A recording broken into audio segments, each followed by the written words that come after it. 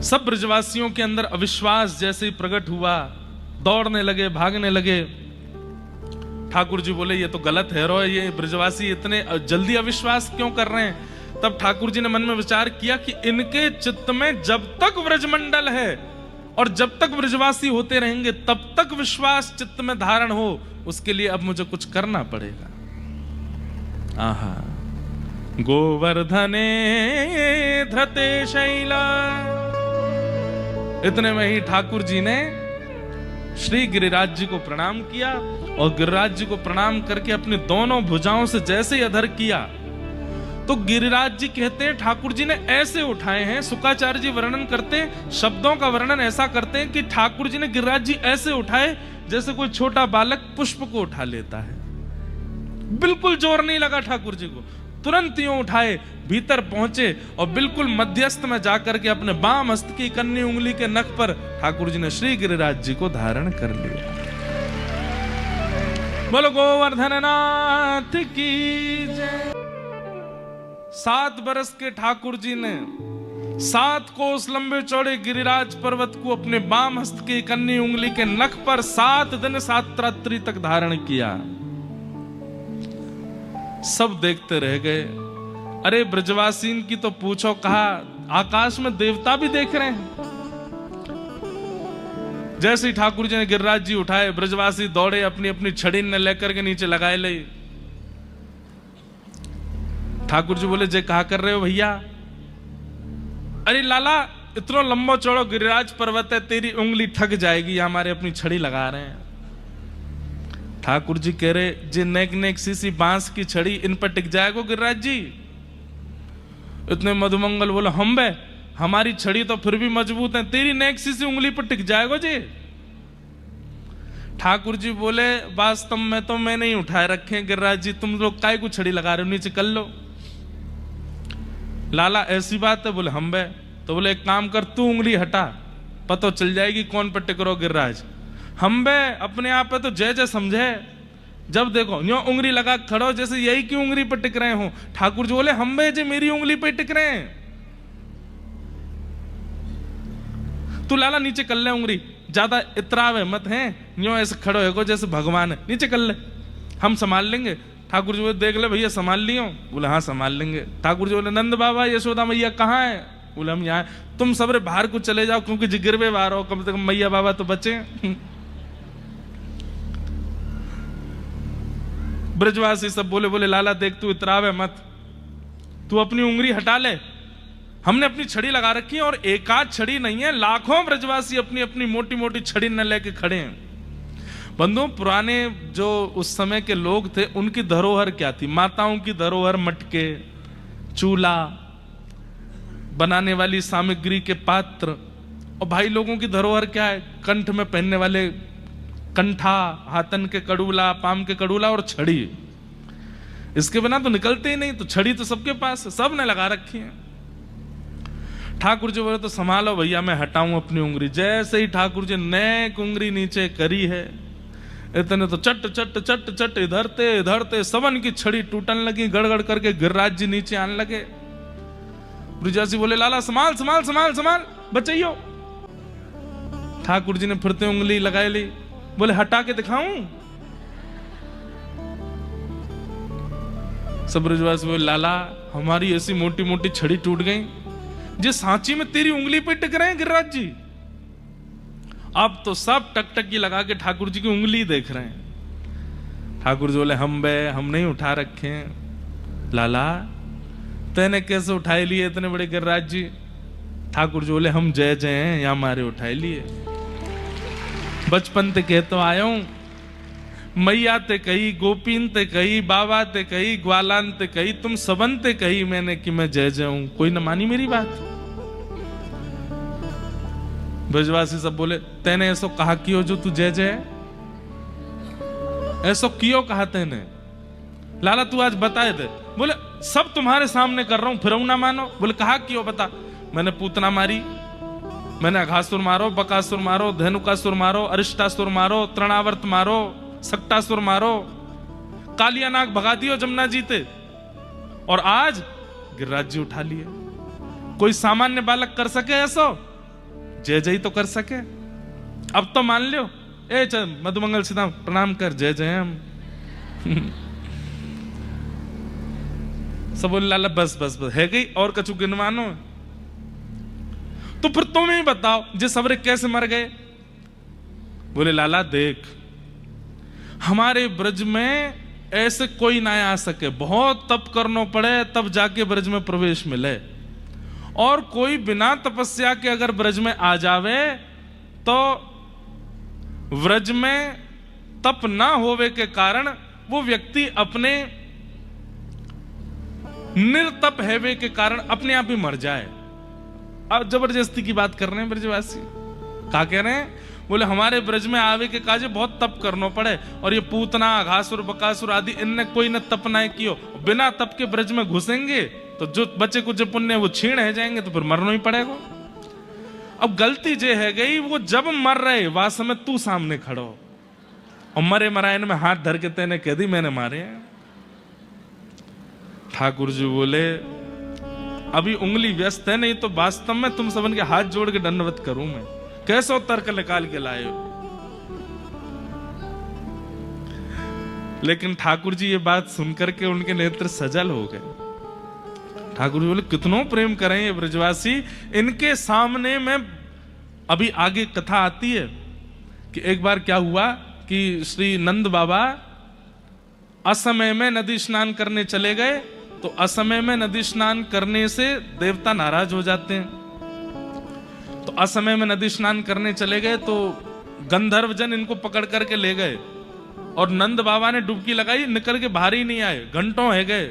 सब ब्रजवासी ढूंढने लगे नंद बाबा कहां गए कहां गए कहां गए। तब ठाकुर जी आए, ठाकुर जी ने एक गोता लगाया भीतर, और जैसे ही गए तो पता चल गई ठाकुर जी को कि देवगण ले गए उनको, असमय में स्नान कर रहे थे। तो जैसे ही ठाकुर जी पहुंचे देवलोक, सब देवता नतमस्तक हो गए, जय हो ठाकुर जी। बोले मेरे पिताजी को कौन लेके आया? और गलती हो गई भगवान, लाओ इधर लाओ। नंद बाबा आए, नंद बाबा की उंगली पकड़ के ठाकुर जी उनको वापस ब्रज लेकर के आए। तो जैसे ही नंद बाबा वापस आए तो बाकी सब तो थोड़ा थोड़ा उनको भूल गया था क्या हुआ था क्या नहीं, पर बोले मुझे इतना याद है कि जैसे ही लाला वहां आयो, बड़े बड़े देवता, ऐसे लंबे चौड़े देवता, उनके 4-4 हाथ है, ऐसे मुकुट पहन रखे सबन ने, और जैसे ही लाला आयो सबरे याकू प्रणाम करने लगे। मैंने अपनी आंखन ते देखो। तो ये बात सुन करके छोटे छोटे ब्रजवासी बालक सब लाला के पीछे पड़ गए। लाला तू सांची जय जय। नंद बाबा बता रहे सबरे देवता तो प्रणाम कर रहे। ठाकुर जी बोले हम बे चल हाथ दबा मेरो, तू पाम दबा चल। सब सेवा कराने लगे। सब ब्रजवासी बोले लाला तू सांची जय जय, आज तो हमें भरोसा है। ये बाद की लीला है, गिरिराज पूजा के बाद। आज तो हमें भरोसा है गो लाला, तेने राक्षसों मारे, तेने कालिया नागो भगा दियो, तेने गिरिराज उठा लिए। ठाकुर जी बड़ी देर में विश्वास भयो, लेकिन कोई बात ना, चलो अब मैं रोज पूजा करियो है ना।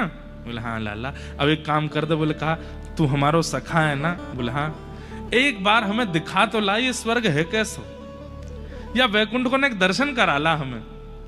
सो ठाकुर जी उठ के बैठ गए, वैकुंठ देखोगे? बोले हम बे लाला एक बार दिखा ला। ठाकुर जी चलो दिखा के लाऊं। इतने में ठाकुर जी ने गरुण जी बुलाए। गरुण जी आए उड़ते भय आकाश थे। ठाकुर जी ने सब सखानते के बैठ जाओ जाके ऊपर। सब बैठ गए, ठाकुर जी भी बैठ गए, और जैसे ही वैकुंठ पहुंचे हैं, आहा, स्वर्ण के अद्भुत अद्भुत मणियों से मणित दरवाजे अपने आप खुलने लगे। गरुण जी जाकर के जैसे विराजमान हुए, अपने आप स्वर्ण की सीढ़ियां आ गई, उनसे उतर रहे हैं सबरे नीचे। नीचे उतरे तो उतरते ही महाराज सबको माला पहना रही हैं अप्सराएं, सुंदर सुंदर पेय जल लेकर के आई हैं पीने के लिए। ग्वाल वाल बोले लाला जी वैकुंठ है? बोले हाँ जी वैकुंठ है। ये कौन है हाथी पे डोल लो का? बोले इंद्र है। अच्छा जय है हमारो कुल देवता पुरानो, अब तो बदल गो। ठाकुर जी बोले हम जय है। लाला ये दारी के एक बार प्रणाम करवा दे हमें, जाने साल भर हमसे प्रणाम करवाइए। ठाकुर जी बोले अभी करवाओ। ए इंद्र इधर आओ। ठाकुर जी की आज्ञा मानते तुरंत ऐरावत हाथी नीचे बैठ गया। इंद्र उतर के नीचे आया, प्रणाम करो। सब ब्रजवासियों को प्रणाम करो। लंबे अब आवा आयो, अब ने चैन मिलो, इतने 56 भोग पाए आने हमते। लाला जी 4 मुंह वारो कौन डोल? बोले जो ब्रह्मा है, पूरी दुनिया यही ने बनाई।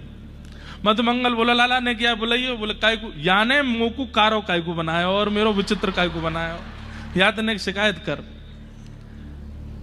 सब ब्रजवासी इतना आनंद कर रहे हैं। इतने में ही श्री वैकुंठ के मंदिर में साक्षात नारायण विराजमान है। 4 भुजा वाले ठाकुर जी शंख चक्र गदा पद्म लेकर के बैठे हैं। और नारायण और कृष्ण अलग थोड़े एक ही हैं। ब्रजवासी बोले लाला जे कौन है भीतर बैठो का कारो कारो सो? बोले ये वैकुंठ के भगवान नारायण है। बोले अच्छा लाला यार ने पास तो देखे। बोले चलो भीतर। भीतर गए तो जाकर के देखे, वहीं जय विजय पार्षदों ने थोड़ी भीतर जाके रोक दिया। बोले इससे अंदर आप नहीं जा सकते, ये यहाँ मर्यादा है। सब ब्रजवासी बोले लाला यहाँ को मुंह तो बिल्कुल तेरे जैसा ही है, बिल्कुल तेरी जैसी नाक कान आंख, हंसे भी तेरे जैसा ही है, लेकिन लाला हमें जेना है चाहिए। बोले क्यों? यहाँ तो बड़ी मर्यादा है। हमारा तो मन है रो कि हम यहाँ की गोद में बैठेंगे, यहाँ के संग ने खेलेंगे, ने मक्खन यहाँ को खवाएंगे, फिर याते हम खा लेंगे। ठाकुर जी बोले भाई मर्यादा में ही रहने दो, ये सब मेरे संग कर लियो, चलो आओ बाहर। बाहर लेके आए, फिर 10-15 कक्ष खुलवा दिए ठाकुर जी ने। जाओ सबरे एक एक कमरा में जाके आराम करो। बढ़िया सुंदर मखमली गद्दा लग रहे हैं, सबरे ब्रजवासी उछल रहे हैं उन पर जोर जोरते। जो मन खावे को करे वो सामने प्रस्तुत है जाए, खा रहे हैं पी रहे हैं आनंद कर रहे हैं। नदी है, सरोवर है, पहाड़ हैं। गरुड़ जी हाथ जोड़ के खड़े हैं, कहीं घूमने जाना हो तो बताइए ले चलें। 2-4 घंटा ब्रजवासी ने खूब आनंद किया। ठाकुर जी बोले प्रसन्न हो लाला? एक बात कहें? बोले हाँ। बहुत आनंद आ रहा हो यार वैकुंठ में। बोले अच्छा आनंद आ रहा है? बोले हाँ। तो फिर एक काम करो। बोले कहा मैं जा रहा हूं वापस नंद बाबा यशोदा मैया के पास, तुम लोग यहीं रहो वैकुंठ में। ये बात सुनते ही ब्रजवासी रोने लगे, चरण पकड़ लिए। बोले लाला जे कितनों सुंदर होए, यहाँ कितनी व्यवस्था हो, पर हमारे वृंदावन ते सुंदर ना है, हमें वापस वृंदावन ही ले चल। सब देवताओं को ठाकुर जी ने अपने सामने प्रकट किया। बोले तुम सबके मन में संशय आता है कि ब्रजवासी मुझे इतने प्रिय क्यों हैं? बोले जो वैकुंठ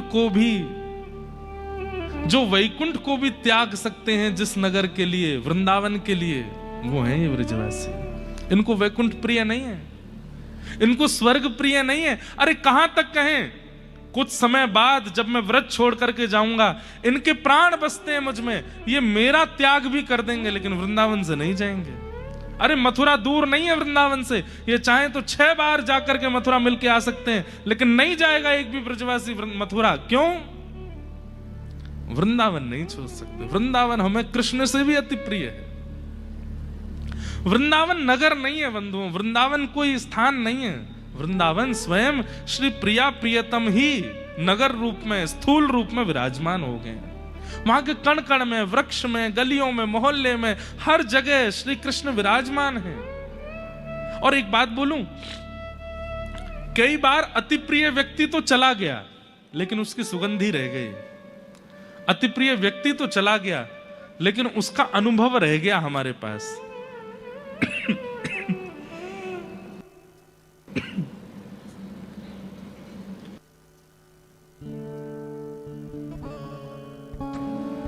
कई बार ऐसा होता है, दादी दादा चले गए, नाना नानी चले गए, घर का कोई सदस्य चला गया, अरे चलो स्वर्ग जाने की क्यों कहें, कोई मेहमान आकर के घर में 10-15 दिन रह के चला गया, 10-15 दिन बाद वो व्यक्ति स्वरूप से नहीं है, लेकिन उसकी आवाज, उसकी उपस्थिति, उसकी सुगंधी, उसका सब बोलना, उसका ऑरा वहीं रह जाता है। पर 2-3 दिन बाद फिर गायब होने लगता है। लेकिन वृंदावन आज तक श्री कृष्ण से अभिसिंचित है। आज भी श्री कृष्ण वहां की गलियों में, आज भी वहां के कण कण में, आज भी वहां के जनमानस के चित्त में श्री ठाकुर जी विराज रहे हैं। ये ब्रजवासी ब्रज नहीं छोड़ेंगे।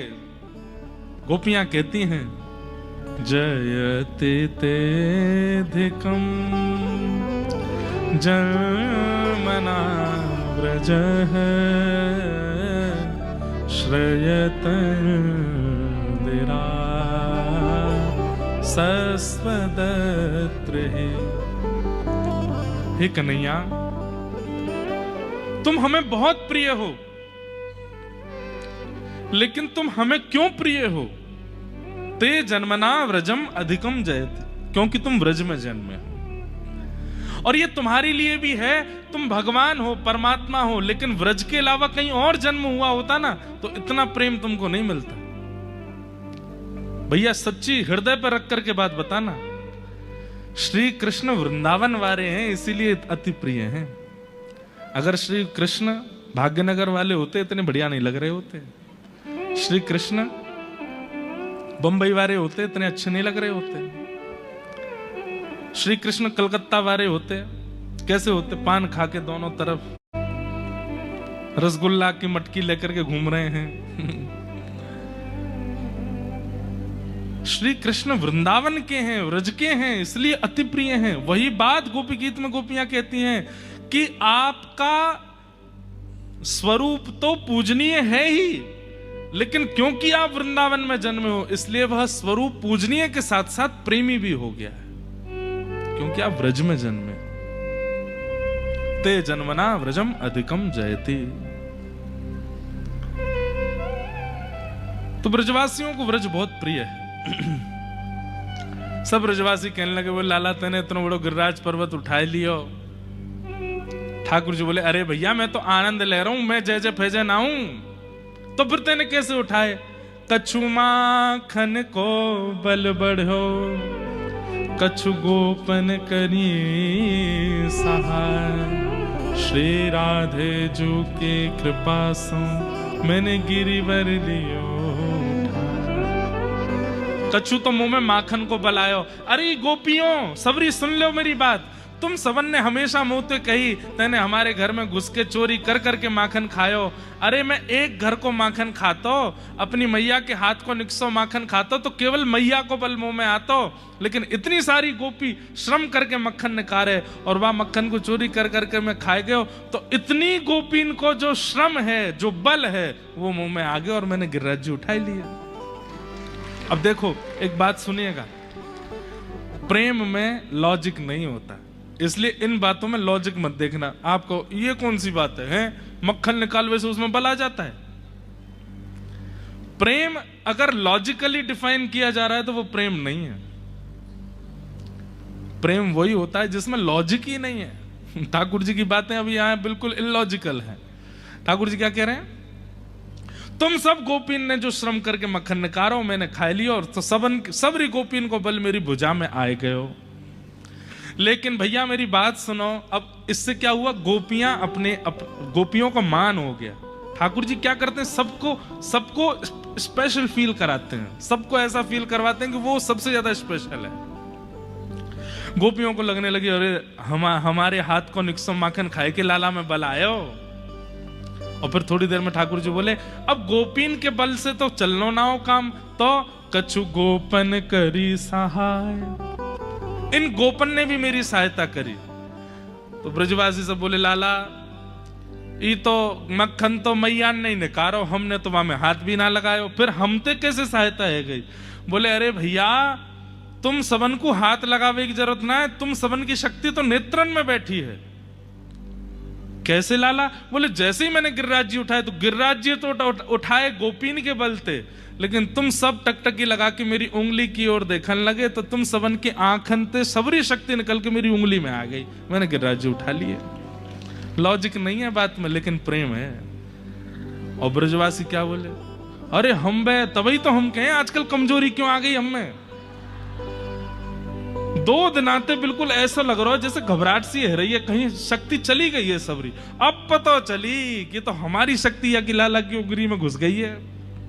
ठाकुर जी बोले हम बे, कछु तो गोपीन ने सहायता करी, कछु ग्वालन ने सहायता करी, और आप सबन की, हमारे नाना जी कहते जैसे ठाकुर जी ने ऐसे कही ना कछु गोपन करी शायद तुम्हारी शक्ति तो मैंने गिरिराज जी उठाए, तो इतने में ही ब्रजवासी सब 56 भोगन की डलिया ले लेके बैठ गए और सब खाने लगे। तो नंद बाबा बोले तुम्हें शर्म ना आ रही? लाला गिरिराज धारण कर खड़ो, तुम यहां जैम रहे हो। सब ब्रजवासी बोले अभी सुनी ना तुमने, हम खामे तो हम में शक्ति बने, और जैसी शक्ति बन के हम लाला देख लें सबरी शक्ति यहाँ में चली जाए। तो बाबा हम खामेंगे और खा के फिर लाला देख लेंगे, सोई सबरी शक्ति आती जाएगी यहाँ में। भाई गिरिराज लीला उत्सव बहुत सुंदर है। अभी तो हमने निकुंज की लीला सुनाई है, निवृत्त निकुंज की लीला तो और भी ज्यादा सुंदर है। निकुंज निवृत्त निकुंज मतलब निकुंज में सब हैं, ग्वाला भी हैं, मैया भी हैं, बाबा भी हैं, गोपी भी हैं, गोप भी हैं, बछिया भी हैं, बछड़ा भी हैं, पर निवृत्त निकुंज में केवल गोपियां हैं और ठाकुर जी और किशोरी जी हैं। वहां की लीला और सुंदर है, गोवर्धन लीला। और श्री राधे जू की कृपा सो मैंने गिरिवर लियो उठा। बोले अरे लाला राधा रानी ने कौन सी कृपा करी? ठाकुर जी बोले अरे वृषभानु बाबा को बुलाओ। इतने में किशोरी जी के पिताजी वृषभानु बाबा आए तो ठाकुर जी कह रहे हैं आपकी लाली को नामकरण कौन ने कियो? वृषभानु बाबा बोले गर्गाचार्य जी ने कियो। नंद बाबा मेरो नामकरण कौन ने कियो? नंद बाबा बोले तेरो भी गर्गाचार्य जी ने कियो। अच्छा यो सही से बताइयो गर्गाचार्य जी ने नामकरण करवे के बाद आपको कहा बतायो कि हम कौन है? नंद बाबा बोले गर्गाचार्य जी बोले तुम्हारो लाला नारायण के समान गुणवारो है। और वृषभानु बाबा बोले अरे हमसे भी गर्गाचार्य जी ने कही, पर हमसे यूं कही नारायण के समान शक्ति वाली है लाली। और कहा कही गर्गाचार्य जी ने? तो नंद बाबा बोले गर्गाचार्य जी बोले कि तुम्हारे लाला की कभी शक्ति क्षीण हो तो वृषभानु जी की लाली राधा रानी को या के पास में लाए के ठाड़ो कर दियो, उनते या की शक्ति बढ़ती रहेगी। सब्र विश्वास बोले अभी सुनी ना तुमने, हम खामे तो हम में शक्ति बने और जैसी शक्ति बन के हम लाला देख लें सबरी शक्ति यहाँ में चली जाए। तो बाबा हम खामेंगे और खा के फिर लाला देख लेंगे, सोई सबरी शक्ति आती जाएगी यहाँ में। भाई गिरिराज लीला उत्सव बहुत सुंदर है। अभी तो हमने निकुंज की लीला सुनाई है, निवृत्त निकुंज की लीला तो और भी ज्यादा सुंदर है। निकुंज निवृत्त निकुंज मतलब निकुंज में सब हैं, ग्वाला भी हैं, मैया भी हैं, बाबा भी हैं, गोपी भी हैं, गोप भी हैं, बछिया भी हैं, बछड़ा भी हैं, पर निवृत्त निकुंज में केवल गोपियां हैं और ठाकुर जी और किशोरी जी हैं। वहां की लीला और सुंदर है, गोवर्धन लीला। और श्री राधे जू की कृपा सो मैंने गिरिवर लियो उठा। बोले अरे लाला राधा रानी ने कौन सी कृपा करी? ठाकुर जी बोले अरे वृषभानु बाबा को बुलाओ। इतने में किशोरी जी के पिताजी वृषभानु बाबा आए तो ठाकुर जी कह रहे हैं आपकी लाली को नामकरण कौन ने कियो? वृषभानु बाबा बोले गर्गाचार्य जी ने कियो। नंद बाबा मेरो नामकरण कौन ने कियो? नंद बाबा बोले तेरो भी गर्गाचार्य जी ने कियो। अच्छा यो सही से बताइयो गर्गाचार्य जी ने नामकरण करवे के बाद आपको कहा बतायो कि हम कौन है? नंद बाबा बोले गर्गाचार्य जी बोले तुम्हारो लाला नारायण के समान गुणवारो है। और वृषभानु बाबा बोले अरे हमसे भी गर्गाचार्य जी ने कही, पर हमसे यूं कही नारायण के समान शक्ति वाली है लाली। और कहा कही गर्गाचार्य जी ने? तो नंद बाबा बोले गर्गाचार्य जी बोले कि तुम्हारे लाला की कभी शक्ति क्षीण हो तो वृषभानु जी की लाली राधा रानी को या के पास में लाए के ठाड़ो कर दियो, उनते या की शक्ति बढ़ती रहेगी। भानु बाबू बोले हाँ हमसे भी यही बात कही कि आपकी लाली की कभी शक्ति क्षीण हो तो कन्हैया को आगे बगल में खड़ो कर दियो। ये दोनों एक दूसरे की आदि आदि शक्ति हैं, एक होके पूर्ण होंगे। ठाकुर जी बोले तो सोचो इतना बड़ा मैंने गिरिराज जी उठा रखे हैं, किशोरी जी कहाँ है मेरे बगल में? वो लाला किशोरी जी तो ना है। बोले ऐसा है ही ना सके कि उनकी कृपा के बिना मैं गिरिराज जी उठा लूं। जा शिला पे मैं खड़ा हूं, बाकी पीछे जाए के देखो। सब ने जैसे पीछे जाए करके देखी तो वहां पर किशोरी जी अपलक नेत्रों से गिरिराज जी को देख रही हैं और उनके नेत्रों से एक दिव्य ज्योति निकल रही है जिस पर श्री गिरिराज जी धारण हुए हैं। श्री पीछे जाए के देखो। सब ने जैसे पीछे जाए करके देखी तो वहां पर किशोरी जी अपलक नेत्रों से गिरिराज जी को देख रही हैं और उनके नेत्रों से एक दिव्य ज्योति निकल रही है जिस पर श्री गिरिराज जी धारण हुए हैं। श्री राधे जू की कृपा सो मैंने गिरिवर लियो उठा। बड़ी बड़े रहस्य हैं हमारी ब्रज की लीला में। किशोर ठाकुर जी तो फिर भी उंगली पे धारण कर रहे हैं, किशोरी जी ने तो दृष्टि पे धारण कर लिए गिरिराज जी। सोचो कितनी बलवान है।